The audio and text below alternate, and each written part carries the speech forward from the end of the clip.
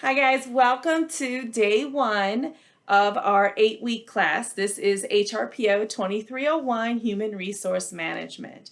So I decided to do something new this year and reach out to my online students and kind of give them a little welcome video. So welcome.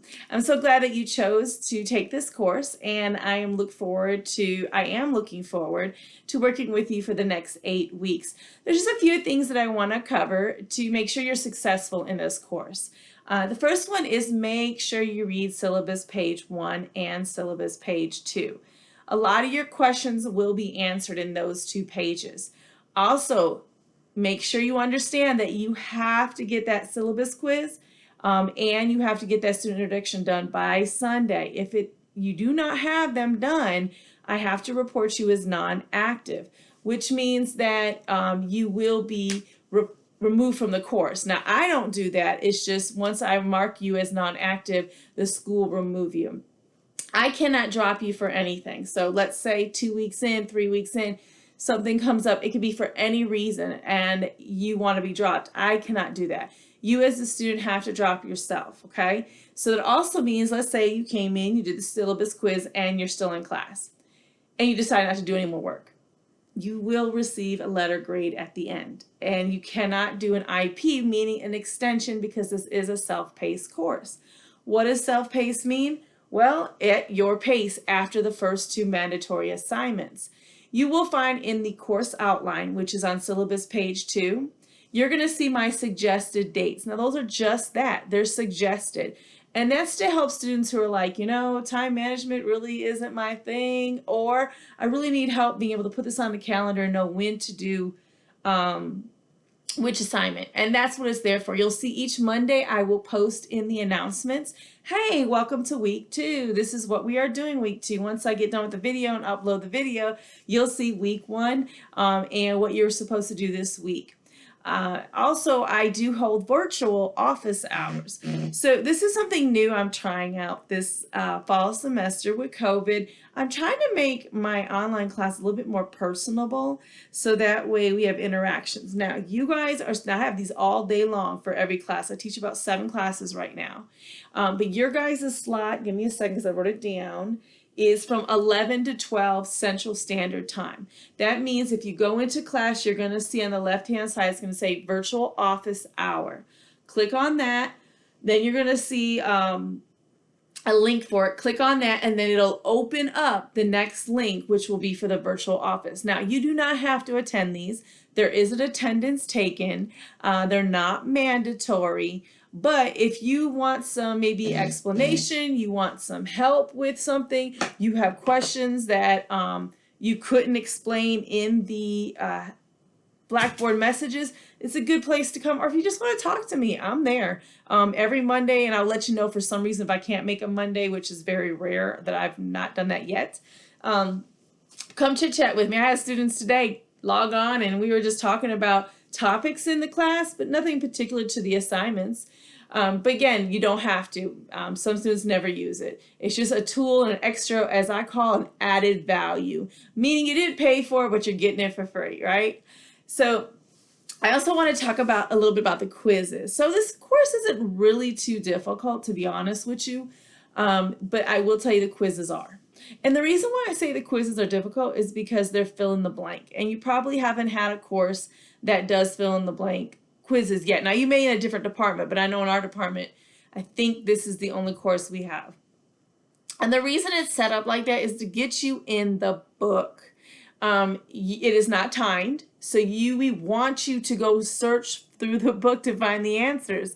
But be mindful, you have to have the exact word, meaning no abbreviations, no acronyms. You must put the correct word, and you must spell it right. If you misspell it, it's wrong. Don't message me and say, I had the answer right, but I misspelled it. And I'm going to say, well, then the answer's wrong. Now there are times where there's going to be a little bit of an issue. So let's say one of the answers on one of the chapters, I'm not going to tell you which one, is carrot and stick.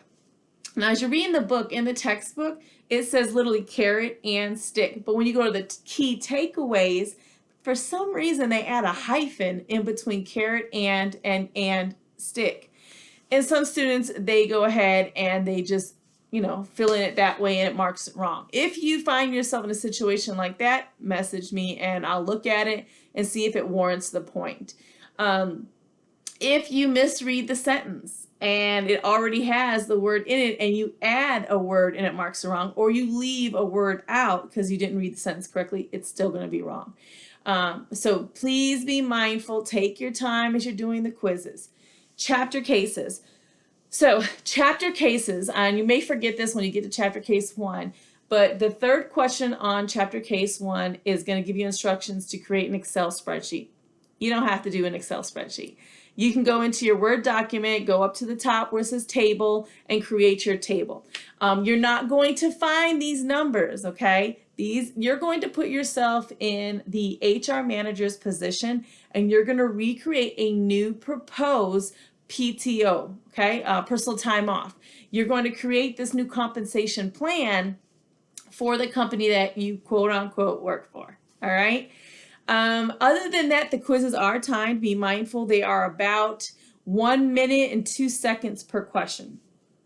Not my choosing. I didn't set this up, but this is the way all of our exams are in the business department across the board. And other than that, my favorite way of being contacted is through Blackboard messages. Send me a Blackboard message. I do check my messages throughout the day, Monday through Thursday. On Friday, I do until noon. And then on the weekends, it's sporadic, okay? So maybe only once on a Saturday, once that Friday night, and once maybe on a Sunday, okay? So be mindful of that if I don't respond to you within like an hour or 10 minutes.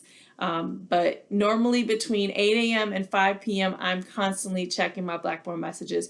I don't believe in waiting 24 hours to respond to you during the week. That's just, in my opinion, crazy.